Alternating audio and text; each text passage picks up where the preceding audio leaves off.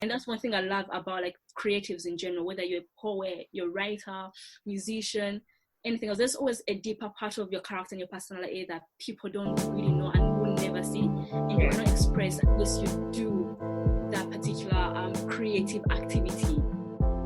Hello, and welcome to the Creatives in Focus podcast, the podcast where we discuss the journey to excellence and creating for impact. I am Victoria Bola Okerinde, your podcast host, and this is episode 19. This week, I have been pondering on life after lockdown and what the new normal will mean for us creative individuals and business owners. Honestly, the collaborative community spirit in this time is so inspiring. Within a few weeks, we are all learning and connecting even more. Well, I do hope you've had a wonderful week. And if you're listening to this and you're starting your week, I wish you a wonderful week. This week, I had the honor to speak to Chloe Nalwoga, an award-winning designer and business owner based in Scotland. I must say, Chloe gave me knowledge, she gave me insight and motivation. Honestly, her word, "You are the community other people need," really stuck with me. As a designer, Chloe creates luxurious wall coverings and murals that inspire the mind and enrich the senses. She found her passion for rich, dignified, and original patterns while studying design for textiles. Her work is inspired by different concepts of culture, stemming from African culture to Scottish culture, and she focuses on patterns and textures. Chloe uses a range of paintings and techniques to create wallpapers that are full of depth, detail, and rich in color. On this episode, Chloe shares her journey to design school and starting up her own business. We also talk about how and why it is important to adjust as a creative in uncertain times like this, her business principles, and how she has successfully run a business with clients from various walks of life. She also gives us great advice, which can be for anyone interested in working in design or starting a business. Speaking to Chloe was really uplifting. So let's get into this interview. Introducing Chloe Nalwoga. It's really fantastic having you on the podcast, speaking to you about your journey. And I actually found out about you through LinkedIn.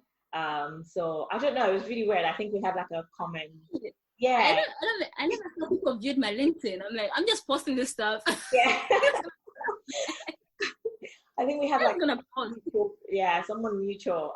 And then I was like, oh my God, so amazing. Like, Scottish, and it's quite a unique field, like designing, interior, like wallpaper, and I thought, wow. So I actually bookmarked you in some way. I bookmarked you for months, even before like I contacted you. That's so nice. I have been, working through looking at your progress. So it's not just like a random thing. I've been following you on LinkedIn for a little while. That's so nice. I should follow you on LinkedIn.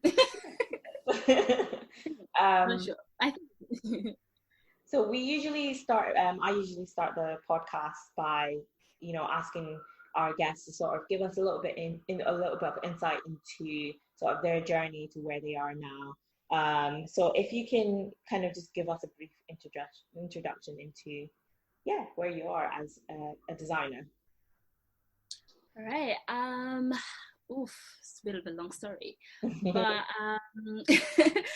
obviously, it's not obvious, but I moved from Uganda when I was around 10. Yeah. And I think that's probably one of the best things I've said that I was blessed with, almost, in terms of finding out who I was as a person. Mm. Obviously, I was like about 10 years old, went to high school here in Scotland, and I've been in Scotland since then, haven't moved anywhere else. I've just kind of been in Scotland for the past 16, 17 years or so.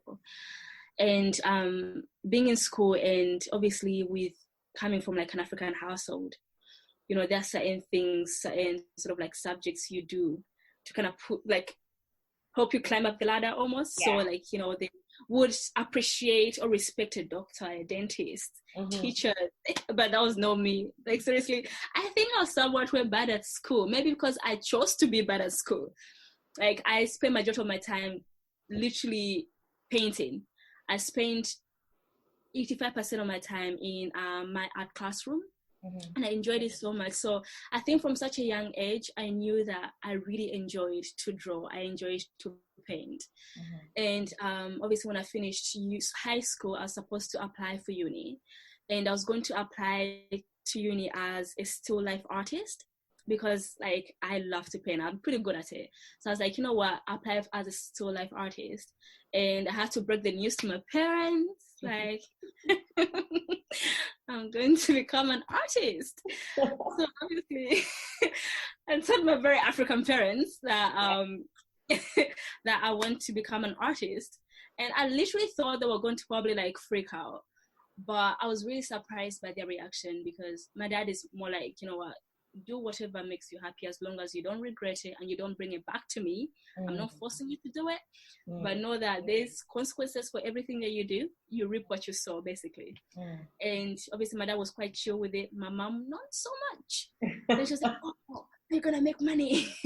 What do you mean you're gonna become an artist? What do you do? Like, what does that mean? So I had to try and explain to her. I was like, yeah, but people like Van Gogh, you know, try to say, who is that? Like, how do you know him? So I don't know any Van Gogh. So like she was quite confused by it, and I would say she was not necessarily on it, but she was really helpful in terms of trying to get me to understand exactly what would benefit me in the long run, because she's like, you know what, fair enough, it's something you desire to do, it's something you're passionate about, but maybe think about it in terms of like, you know, long term for your future. Is it going to be something that's quite tangible, or easy to do? Are you going to be able to succeed within that particular field? So obviously, like after all this, she then did her own, you know, homework, and she did a bit of research, and she's like, you know what, maybe you should not apply, because I already applied for uni. She's like, don't go uni, maybe do another course, maybe do an applied arts course that is not just about painting, so you kind of explore other skills within design itself. So I had to withdraw my UCAS, and I did withdraw it, and I was like, you know what, fair enough, let me go and do other creative things to see exactly where I belong. So I went to college, I did applied arts, and I did ceramics, which was amazing. It was so much fun. I enjoyed it, So I can actually do ceramics. It was pretty cool. I did jewelry. Jewelry was really good, but it was the most stressful thing I've ever done, honestly. And I don't think, every single time I see jewelry, I'm like, you know what, I know how much hard work went in that, and I do respect it. I, for one, I would not sit down and do that, for sure. I was like, that's not for me. But I thought it was fun and to see the end product, but I was like, yeah, no way. So I canceled that out. And then I did textiles. So textiles was completely new to me. I didn't know anything about, you know, screen printing. I didn't know anything about traditional methods of printing. So for me, that's one thing I really, really enjoy doing. So after that, I sort of like, after that particular course, I went on to do my HND, and with my HND I then applied to go to uni. So obviously you have like a whole process where with my college that was that one uni would come in, look at certain portfolios, so we had to sort of organize our portfolios for members of the unis we wanted to apply to, or the unis were connected with the college, to come and look at our work and then sort of like advise us on what to do with the portfolios to make them better for interviews for uni.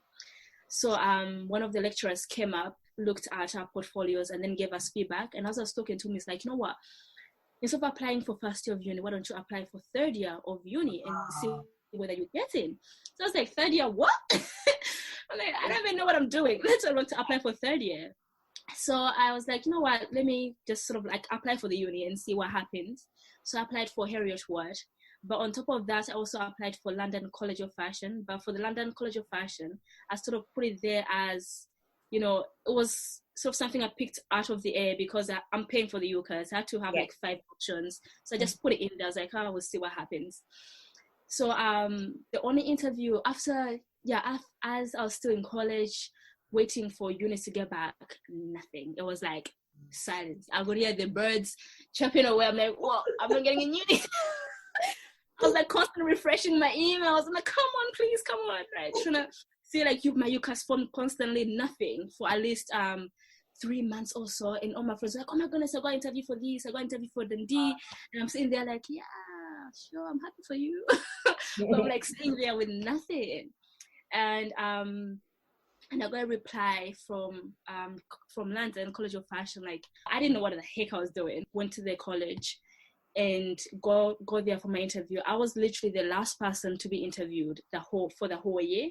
So I was really stressed. And obviously you get this kind of prestigious lecturers, especially from London. It is very prestigious. It's quite terrifying. So I go in for the last part. I was the last person to be interviewed. I sit down and instantly they look at me like, you're from Scotland? I was like, yeah. Like, how did you get here? I get that all the time as well. Living in England, they're like, you can't place your accent as well. It's like, exactly. So they're like, you're from Scotland? I'm like, yeah, I'm from Scotland. So they looked at me and they listened to my accent. I'm like, you don't sound Scottish. I was like, yeah, I'm sorry. I'm so African. I don't sound Scottish at all. So we started talking. And then for the first, like probably 75% of the interview, we're just talking about random stuff. So they asked me, where you actually from originally? I was like, oh. And instantly, literally, I had literally thanked God for that interview because it was so light and all the stress that I had literally just kind of got washed away. And my interview was supposed to be at least 20 minutes. And for the majority of the time, we're just chatting about life and everything in general, Scotland and Africa and the whole lot. And they interviewed me like the last probably 8 or so minutes. So my actual interview was actually 8 minutes. So I packed my bags following day. I literally, that same day, I get on the train back home. And 3 days later, I get an email from London College of Fashion saying, oh, we've accepted you. I was like, what? No way, just like that. And I was really shocked. And as I was getting confused on where to go, I get a response back to hear your word without an interview, without anything at all. And I go into the uni. Wow. I didn't know what to do. I was like, you know what, let me just stay close to home and stay in Scotland. And literally was one of the best choices I made. And I went to Hereford in Galashiels, and it was beautiful, such an amazing course. And after that particular course itself, we then got chosen to showcase our work at the New Designers exhibition in London. Yeah. And it was amazing though. It was really daunting because you get a lot of people in suits and, you know, very prestigious almost, and they come to your stand to look at your work and say nothing. Like, you're just there standing, looking at them like, please say something nice. But then and say nothing completely, and you're like, what the heck? So it was really confusing at times because they barely complimented you and they would not really say much about your work. And I understood because they didn't want to be biased in any sort of way. And plus, with as well at the show itself, they hire people on top of that. And obviously they're looking at people, there's awards to be given out. So they had to be quite like low key almost. So you didn't know who you were talking to. You won an award, didn't you? Did you win an award? So I won. Well, I got sort of like an Adore award from Johnson Tiles. So they came and they were really amazing. Like, we talked about my work, everything, and they literally waited for me to come back to then come and give me this sort of like little sort of tile awards that we loved your work and can we do a little blog about you and your work and everything. I was like, yeah, that's perfect. And it was so lovely. So yeah, so from there, I even got like a job as well, for like a placement for a company in the north of England, which is amazing. So at least I knew like once I'm done, I kind of had people to fall back on. And that particular company as well, they wanted to buy my work. So before I even worked for them, before I applied to do their placement in the first place, they messaged me, they emailed me at the show asking if they could buy my work. Wow. And I was out of uni. I was like, I don't know how to price my work. Nobody has told me how to do this. So I'm like, 260 pounds? I didn't know what I was doing. Like, I literally didn't know. Like, I tried to ask my lecturer. My lecturer was like, I don't know. What do you think? I'm like, I don't know. No. So yeah, but thank God I didn't sell it. Yeah, I didn't sell it. At the end, I was like, sorry, I'm not selling my collection. Oh, okay. And I just kept myself because I didn't know what to do. So then when I applied for a placement, went for the interview, literally got in without a hassle because I kind of already knew the people. Mm-hmm. And the moment I get in there, they're like, oh, can we see your portfolio, please? Mm-hmm. And was still wanting to get some work from my portfolio. But I was like, I'll just give you artwork that I've done and sort of like create work from that without me kind of giving away my use your work. sense. Right now, what you do is you create wallpaper. And can you describe your style, like, you know, your style and like what services you offer now as an independent designer? So for me, I sort of design wall coverings. Mm-hmm. Wall So coverings. wall coverings, wallpapers is the same thing. Yeah. So I do wall coverings. So that's for like interiors. So basically for commercial, public use, for like different sectors as well. But in terms of my style and my sense of design, I don't really like commercial. I wouldn't say I don't like commercial work, but I think design is supposed to be a sense of expression. And I like things that are quite grand, especially when it comes to design, and even things I'm really quite interested in with interiors itself. So in a sense, work or wallpapers that are not you cannot just buy them off a shelf somewhere. Rather, something that actually speaks out and has a voice of its own. So in a sense, when I start to create work, I already kind of know what my product is before I even design. So majority of the time, I already know what I want before I even start doing drawings or anything like that. Put something on a piece of paper to then start drawing. And I would say for me, I'm kind of inspired by obviously, you know, different types of cultures and traditions and different styles of paintings, different styles of design itself. So obviously with me being like an African, I can't take that away from myself in a sense. I have that in me already. So the use of color, that is in itself is there. But obviously having also spent majority of my life in Scotland, there's a different one how they use color especially and how they relate to design. And though obviously with the different types of people and different kind of people you want to view your work and people you want to communicate to through your work, then the styles can change, and that's where color plays a massive part in what you are doing itself. So I'll say for me, like in terms of putting my work in one small little box, I would say it's kind of impossible almost, because I do a whole lot of different things. Like I don't have one particular style. I don't have one particular sense of design. I don't have one particular thing that I would say that I do. But rather I am inspired by even things that happen on a day-to-day basis, things that happen around us. So I can look at nature and be inspired by that. But the one thing I would say that I do love is I like looking at things that are quite imperfect and try to find beauty in things that are not as perfect. So things that with a few cracks, hence why I do a lot of textured work, because in cracks, that's when you kind of see beauty in itself, because you have to look hard to see the beauty in that particular thing. So my design sense usually comes from paying attention to the little intricacies of what you're doing, what you're designing, what that project is, and trying to find a way on how to communicate that to people, and for you to sort of like put your thoughts and your emotions in that particular work. So for instance, I have like a massive paisley mural that is actually behind me. And that in itself, like that took ages. Literally, the artwork itself is like about this size. Like I was gonna say before, I was just like, wow, like that is just wow, amazing. It's massive. Like, so it's like it's really intricate.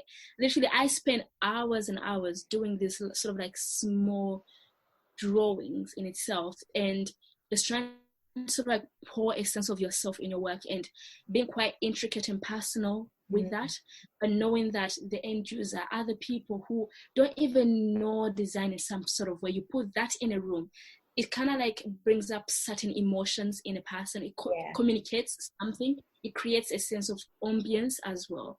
So I think for me, that's where my design sense stands, is in trying to communicate something to people that, I mean, not every single person is going to sort of like communicate with it the same way. And that's what I like, because I do my work and people are like, no, that looks like an elephant. Or no, that looks like a skull. That looks like this. And they're communicating with it in a different way. everyone, And majority of times, everyone interprets it in, in their own way. in their own way, exactly. Amazing. I mean, you talk about how intricate, your work is, and like it must take quite a long time to create like a piece. Like, so can you let us know what your favorite project so far has been? My favorite project so far has been these murals that I've done. The paisley sort of intricate, sort of almost like henna Indian sort of like wall coverings. I think that was probably one of my favorite projects because it really changed how I viewed design and how I viewed myself as the designer. Because I was always like quite how can I put it? I'm not very specific. So even when I'm painting, I would say that I want to do this, but the moment I finish what I'm doing, it looks totally different from what I thought in my head. So almost like my hand has a mind of its own. It just moves by what is there. But this really allowed me to sort of like focus myself so much to the point that I knew exactly to the T what exactly my end product was.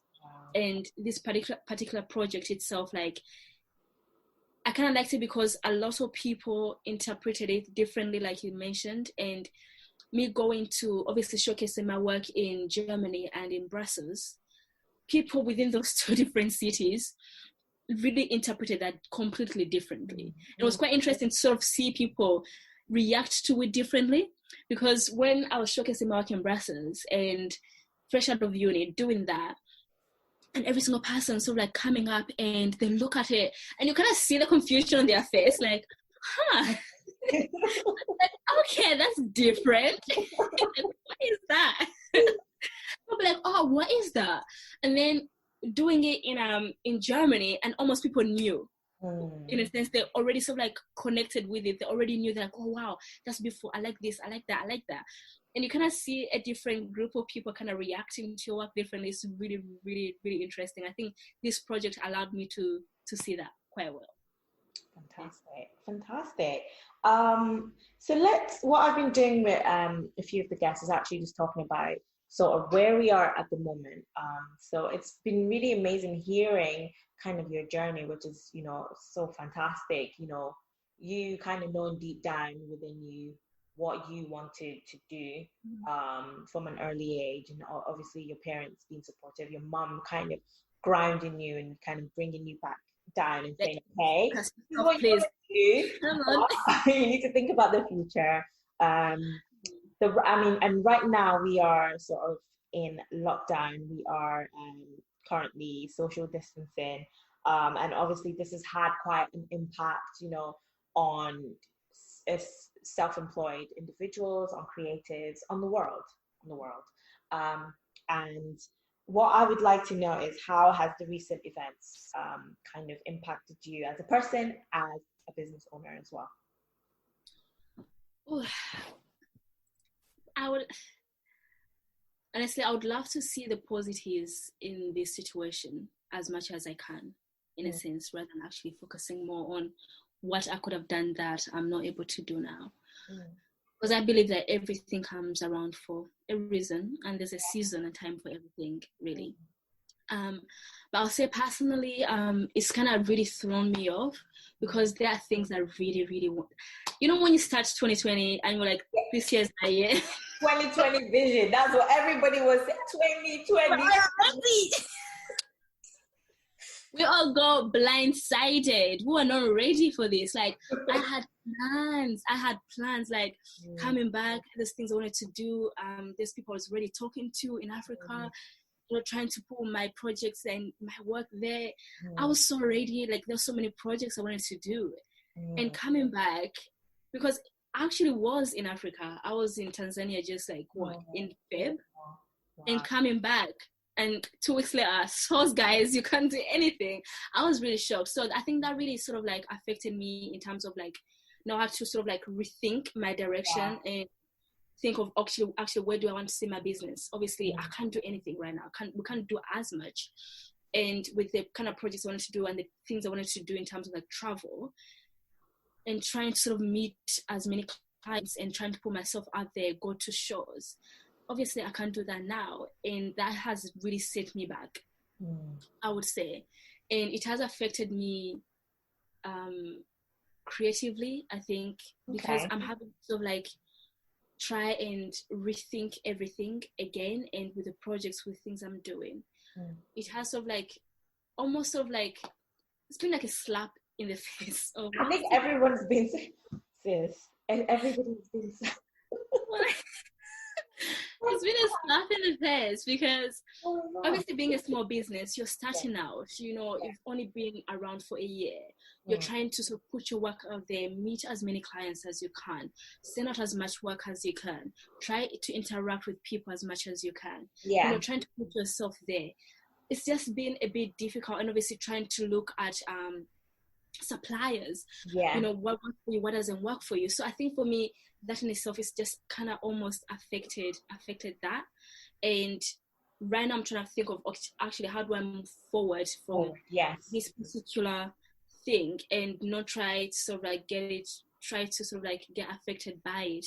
It is daunting, but as well, you have to find ways on how to move forward. So for me, I think I'm trying to take it positively and trying to do things in a different way, and trying to find ways on how I can actually also do things that allow me to have passive income.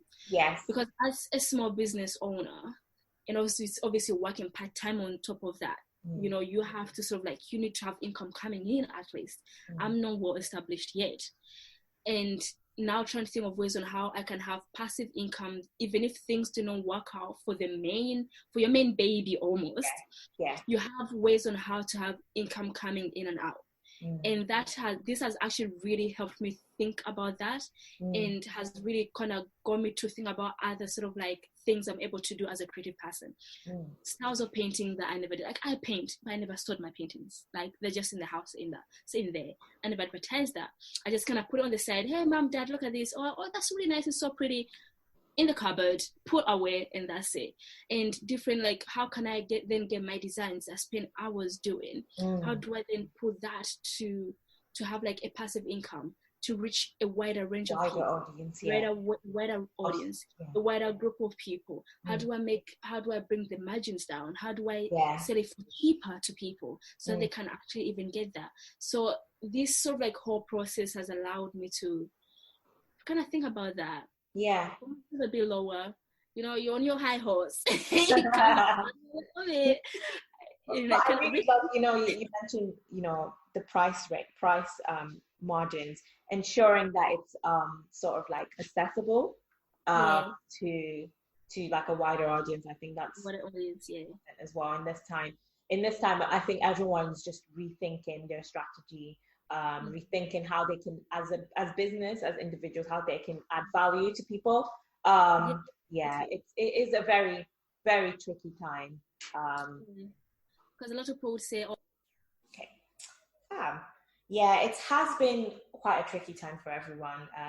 Everyone's just really been trying to adjust, and I feel like it's okay not to, you know, understand like the way forward just now.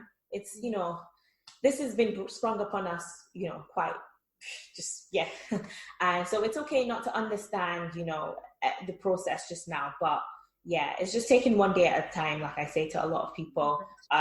Not putting too much pressure on yourself, but I understand as a business owner, you know, there's a financial side of things, you know, that usually there's things you gotta pay for. So what are you doing, if you can share your tips on how you kind of keep your spirits up? Like, what are you doing to keep your spirits up?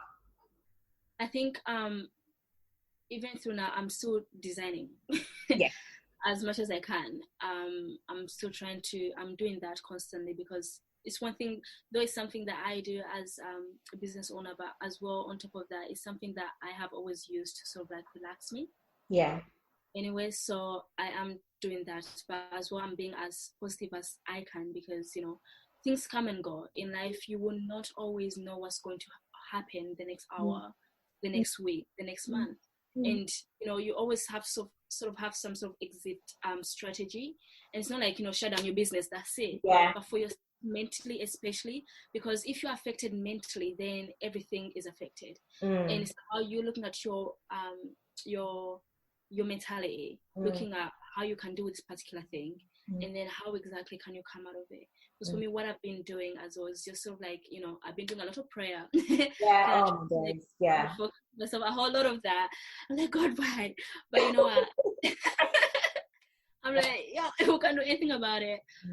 But as well, sort of, finding different ways, like I said, different ways on how I can still almost put my work out there and, have people appreciate it as well. Though obviously you're getting you're not getting much out of it, but giving it to someone or somebody getting it, even if it's for a cheaper price, I think has sort of like also kind of helped me, because looking at people and hearing people say, oh wow, that is really beautiful, I like that, or thank you so much for this. And for me, I think business is not just about it's not about money and what you get from people, but it's also that sort of like they lift you spiritually, they lift you up by the compliments and the comments they have about your work itself, and that goes a long way than just getting money, I would assume, because that in itself, it kind of pushes you to do a lot more because somebody else appreciates what you do.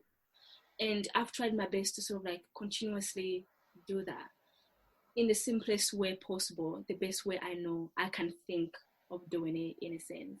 But yeah, I would say, continue designing and doing what you're doing. Don't focus so much on the financial side, because at the end of the day, you're going to do that for the next 10, 20 years anyway. So might as well not, start now, I would say. It has happened, it's done. So what you have to do is just sort of like try and find the positive in this particular situation. Always try to find, the sun out of, the clouds almost, try to look at it in the most positive way that you can, and how you can sort of like give back to yourself in the situation, how you can give back to people in the situation, and not allowing yourself to look down upon yourself. And the other things, like, do not compare yourself to how other businesses are doing in crisis, because that will bring so much stress upon you as a person.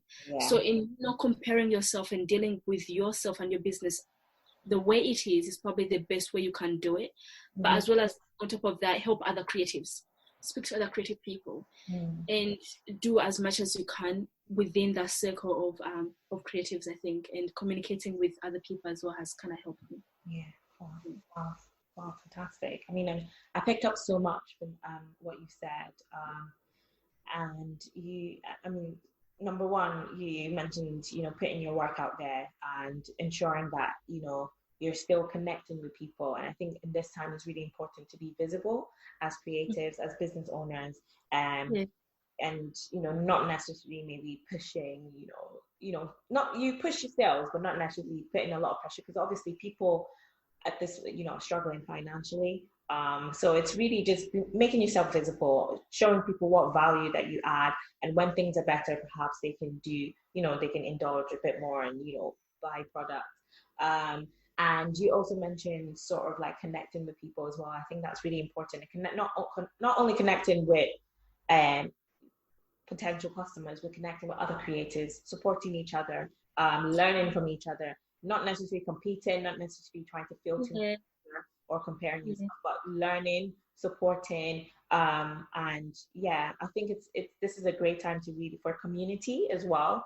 And thankfully we have the internet that helps us to really like connect, and despite the distance, the social distance between us. I mean, wow, it's really a tricky time, and in some ways I feel we will come out of this as business owners, as creators, as a country, as a world, will come out of this stronger and wiser, and hopefully we will be doing things a bit better. Hopefully. Hopefully. But yeah, like you said, it is important to sort of like keep that community. And like you said, I think in this sort of like time, it's really nice because I keep on seeing people reposting other creatives, and you don't really see that on a daily basis, especially on social media, because we're about posting about ourselves and what we are doing. Yeah. But the fact that now you're actually not only concentrating on yourself, but you're concentrating on other people and other people's businesses. And it's good to see that there's people that care about stuff like that, even like little small, so like challenges or like courses online. Like I love a good challenge. But like somebody literally tagged me in a post the other day, and was a self-portrait class. And I was saying, it's a free class, we're doing it on Zoom, you want to take part, just tag somebody and let's all paint on Zoom. And I was like, wow, that is really beautiful, because not only are you going to do something you haven't done before, on top of that, you're going to be on a whole Zoom meeting with a whole bunch of other people around the world who have different businesses, who are just creatives, who just enjoy painting and drawing.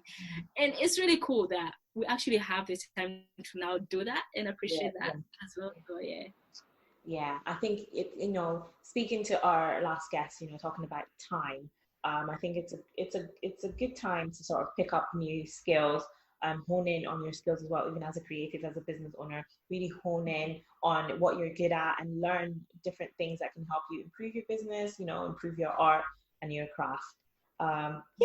So I mean, as a designer, as someone who is into interiors, what are your tips for kind of creating a comfortable atmosphere, especially in this time? Like, what do you do to create a comfortable atmosphere? Because we're spending a lot of the time indoors. So like, what are your tips on kind of creating an atmosphere in your space, whether big or small? Well, I have a lot of my work on my walls. So so I think it's kind of nice when, especially like in my bedroom or in my studio, and I kind of pin up little bits of work that I've done for myself. And that we're kind of constantly looking at that. I'm sort of inspiring myself as well by using myself to inspire myself. I don't know if that even works, but yeah. And constantly looking at that and sort of reminding myself on what I'm aiming to do and what I'm looking for out of everything.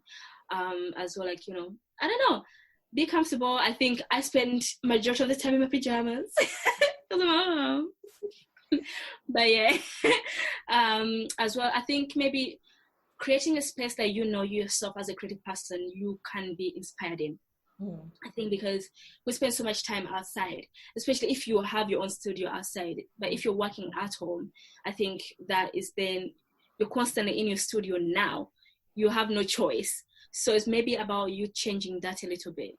Yeah. You like, creating different designs or finding a different one, how you can appreciate being in that space constantly without you feeling so suffocated by everything. So you're right. I mean, what I've recently done this weekend is really think about my space as, okay, yes, I'm living here, but I'm also working here most of the time.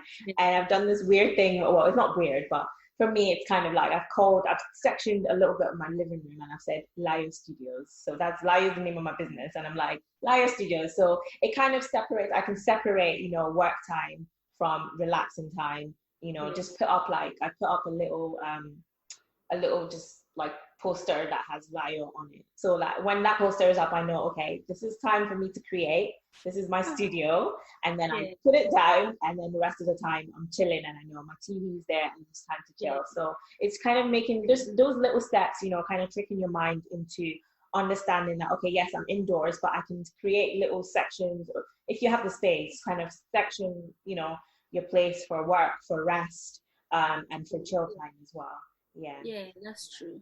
Yeah. Kind of well, if you can, or also trying to just mentally, like, create that distinction. Like things like candles, or like if you're going out and you in somewhere where there's flowers, kind of picking flowers and just bringing a bit of color, a bit of light, a bit of lovely scents into your space as well. Yeah, definitely. I'm for that. Yeah. So what are you going to do when all of this is over, in terms of what's the first thing you're going to do when they've said, you know what, you can go outside, you can connect, you can travel? I'm probably going to go outside and scream. Freedom! That's what I'm gonna do. Kind of like do a lap around my house. Be like, what? I mean, that's what I'm gonna do. I'm just gonna breathe in and breathe out, like, wow. I'm gonna be so excited, yeah. And then I'm going to go back on, like, in my notes and start, like, writing things down on what I need to do. Being strict with everything, ensuring that, making sure that I do everything that I need to do in the time. And if possible, I do the things I was supposed to do that I did not do because I'm trying to squeeze it in within that itself. But yeah, that's the aim anyway. So I think once they let us out and we have a bit of freedom to travel, the other thing I'm going to go straight to a museum and just indulge. Oh, guys. On the paintings. I think I'm going to do that, just indulge as much as I can in anything and any type of art, anything around me. Yeah. Fantastic. Yeah. So we're just going to have a few more questions, a little bit about we've spoken about, you starting off as a designer. We've spoken about where you are as a business owner in this current climate that we're in. So we're going to talk a little bit about, what you've learned from your process as from going from your internship from work to sort of your business. So what have you learned from the process of running a business and participating in multiple projects for clients? It's difficult. That's one thing. It's not what you expect. I think when people usually talk about being a business owner, they don't really think about the intricacies of that itself. And I think it's really nice, all roses and unicorns and everything, the idea of it anyway. But when you actually dig deep and go deeper, it is very difficult. And yes, it is stressful. And there were times whereby I was like, I don't want to do this anymore. I should probably just be like any other normal human being, get my hair straight and go apply for a job. You know what I mean? But then again, I'm like, I started this journey and I do want to finish this journey. And though I'll be stressed, though I'll feel like rubbish, though I feel like I can't achieve the things I want to achieve because there's so many hurdles I need to jump, though I feel like, this person does this better than I do, or you have all those emotions, they will always go in your head and you'll feel stuck. There are times whereby I have felt stuck and I don't know what to do. And I feel like, everything's just literally up to here and I'm done. And I just want to literally lie down on the floor and play like classical music and just not get up and stay exactly there. But with everything, I always say that the hardest and the most important things are the hardest things to achieve. If something is really important to you and so close to your heart, chances are that particular thing is going to be very difficult to achieve because you are no longer going to have to compromise. You're going to have to go through all those things step by step. You're not going to find some sort of loophole, nothing. And at the end of the day, you're going to have to go through that up here by yourself on top of that. So even if you can get as much help from people around you, which is good, use the people around you, get as much help as you can. But on top of that, do remember and remind yourself constantly that the only person standing in your way is yourself. And when you overcome fear, when you overcome, doubt, when you overcome all these things, you're literally going to sort of like open the doors for yourself to achieve the things that you want to achieve. And the moment you do not compare yourself, I constantly say, don't compare yourself to other people, because many people want to achieve things the way other people are achieving them. And then you forget about your dream and you're just achieving somebody else's dream. You get what I mean? And the more you concentrate on what you want and focus on yourself, yes, learn from other people. Always. Like, the best teachers are going to be other people constantly. But on top of that, focus on what you are doing and don't try to do and achieve the things that you want to achieve the way somebody else is doing, because something can be easy for you, but it will be difficult for me to get. And if I don't get it the way you got it, then I'm going to stress myself out and assume that I'm not good enough. But then if I concentrate and know what my weaknesses are, what my strengths are, and I can play along that. I can play with my strengths. I know my weaknesses, work on my weaknesses. And if it's a weakness that I can sort of work with, yes, I may not have to change it, but I can work with it, fair enough. And it's sort of like constantly kind of reviewing yourself as a person, I think, and constantly remembering, like, yes, you're on this journey, but at the end of the day, there's only one you, and you're not going to achieve things the way other people achieve them. And I think that's what's really important. You may take the same steps, but you will not face the same hurdles. Yeah. Because you don't think the same way as the other person. How you solve the problem is not going to be the same way how somebody else will solve the problem at all. So learn from people, use the skills they have, use the knowledge, the wisdom they have. But remember, you have to apply it to yourself. Yeah. And try to do it like somebody else, you're going to stress yourself out more. It's going to be a lot more difficult. So I think that's why I would say, it's your journey, not anybody. Yeah, it's your journey. Wow. Your journey. Yeah. Thank you. Thank you so much. It's your journey. I think as a business owner, everyone's journey is different. You can learn from other people, but you will face your own hurdles, like you mentioned. You will face your own trials. But it's also having the resilience, having the knowledge, and having the support around you to be able to navigate your way through, through business, through life. Just two more questions. So what principles do you stand by as a businesswoman and as an individual? Forgiveness. That's like top of my list. I think forgiveness is important, and forgiveness will go within your personal life as well as your business, because people will sort of like, people will do you over. People will rub you the wrong way. People will manipulate you, will use you. That is bound to happen at the end of the day. But forgiveness is always for yourself, not for the other person. And forgiveness allows you to move on from that situation. And it will not affect your relationship with that person anyway, because at the end of the day, in the future, you might need something from them. But how are you going to go to somebody that you have not forgiven and you're still bitter about what they've done before? So I think forgiveness for me is always like on top. I think also second chances. Always give people a second chance. We all make mistakes in life. We all make mistakes. Sometimes people make choices that are not right, and that is life. But always like looking at the best in people and the best way to work with people. Because we're not all the same. We're not all the same. So I think it's sort of like, give people second chances. You never know. Maybe their second chance is their fifth chance. But a second chance is always a second chance. But know how to work. Know how to work people and, understand people's personalities and characters and work with what they are, rather than trying to change them to what you want them to be. Because then that's a bit stressful as well.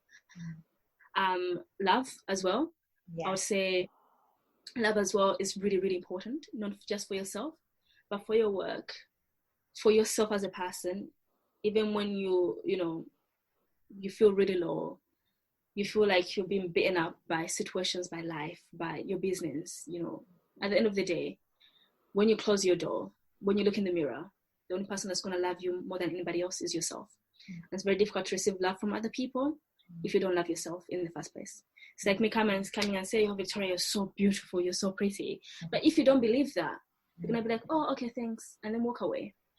But if you already believe that yourself, that is going to mean a lot more to you, because then your self-esteem is going to sort of like rise up a bit higher, because somebody else sees something that you see in yourself. It's very important to see those things as well in yourself. It's especially like, it's important for you to love yourself, because you can only give what you have. If you don't have it, you can't give it as well. So and the other one is a sense of community. I think important. There's a saying like, you want to go somewhere fast, go alone. But if you want to go somewhere farther, you need people. So I'll say, just generally in life, and personal life, business life, work life, everything, relationships, everything, you can't achieve a lot of things on your own. Sometimes you may not have a backbone, and you need to lean on somebody. Somebody can be your stepping stone. to lift you up.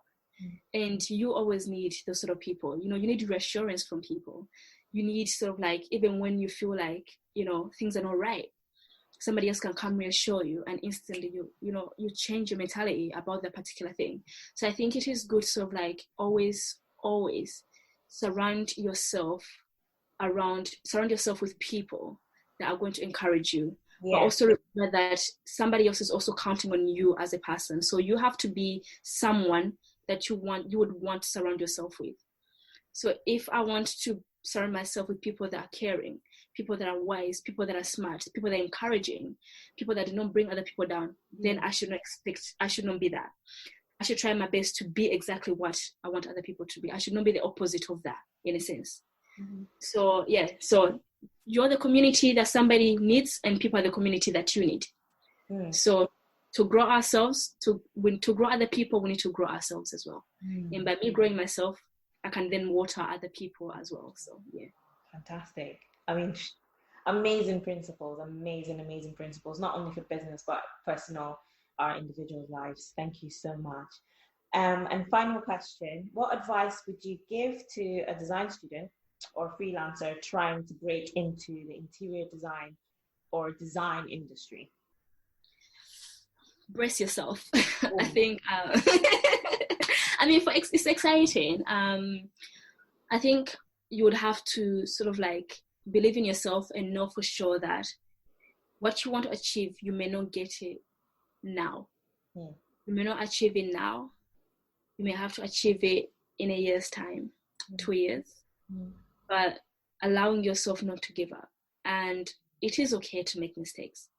It's okay to feel stuck. It's okay not to be okay. It's okay to sort of like need help from other people.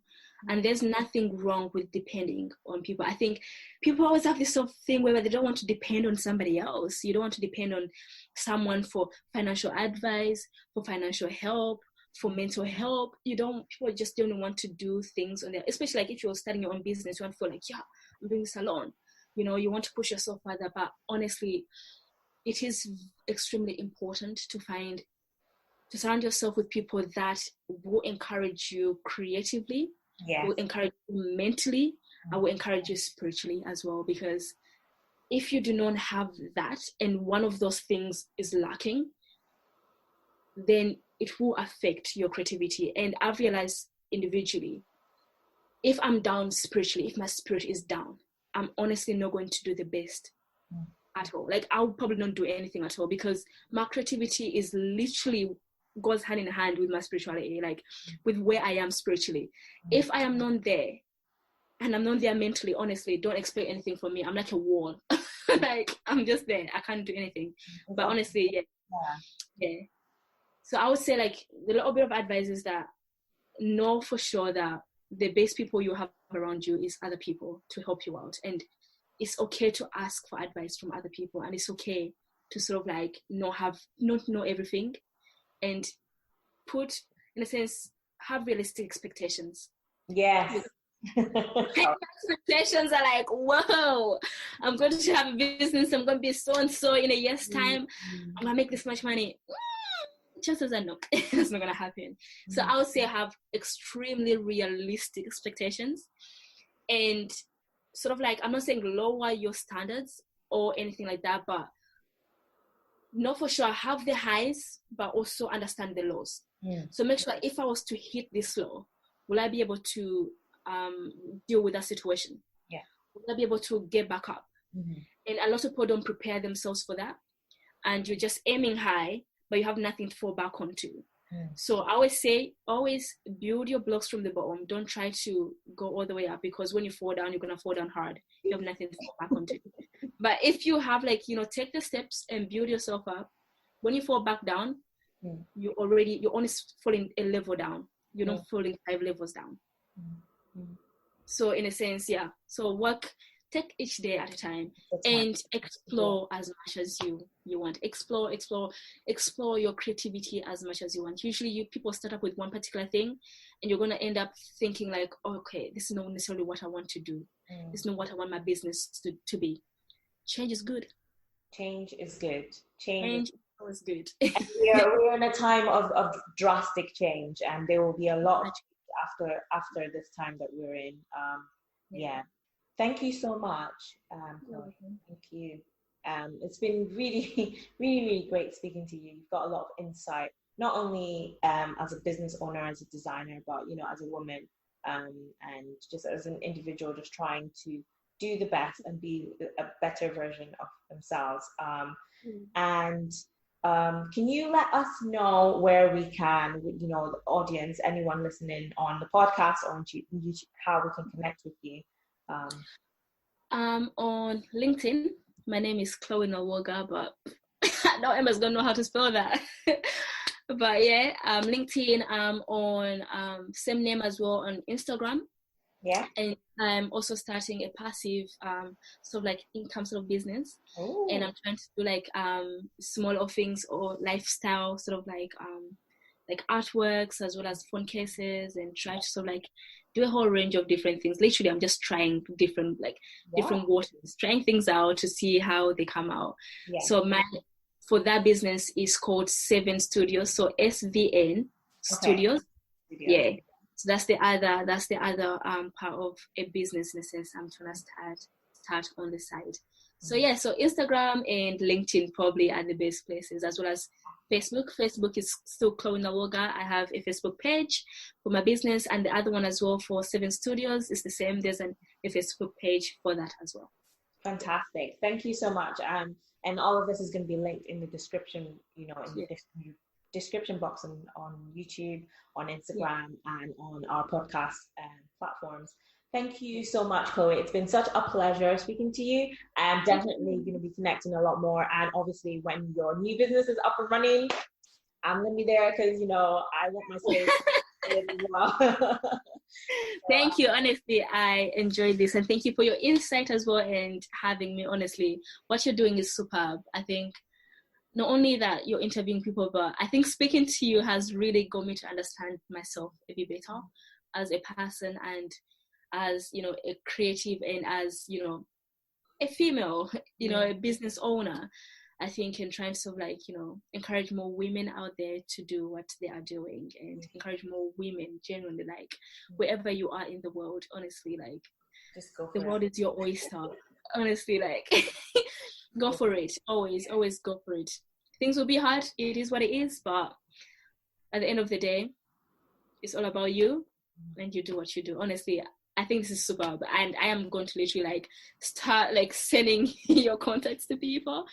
So, and hopefully, they can also get in touch with you, because this is amazing. Please honestly. Get in touch. That's just the purpose of this, just sharing people's stories and letting other people learn from them, and knowing that it is possible, no matter where you're starting from. You can work towards where you want to be. And sharing the stories of people like you and other individuals, I think is key in showing people that. Yeah, exactly. Thank you so much. Wow. I had such a great time speaking to Chloe, speaking to another Scottish lass. I mean, her words, do not compare yourself with how people are doing business in crisis. Wow. Chloe certainly dropped some golden gems for us. I do hope you enjoyed this episode. And if you did, leave us a review on Apple Podcasts. And let us know how this episode has impacted you. You can, as always, connect with me and the Creatives in Focus team on Instagram at Creatives in Focus, on Twitter at Creatives in Focus. Or if you have any suggestions for us, for guests, or you just want to get in touch with us, please email us at creativesinfocus@gmail.com. Until next time, influence change and create for impact.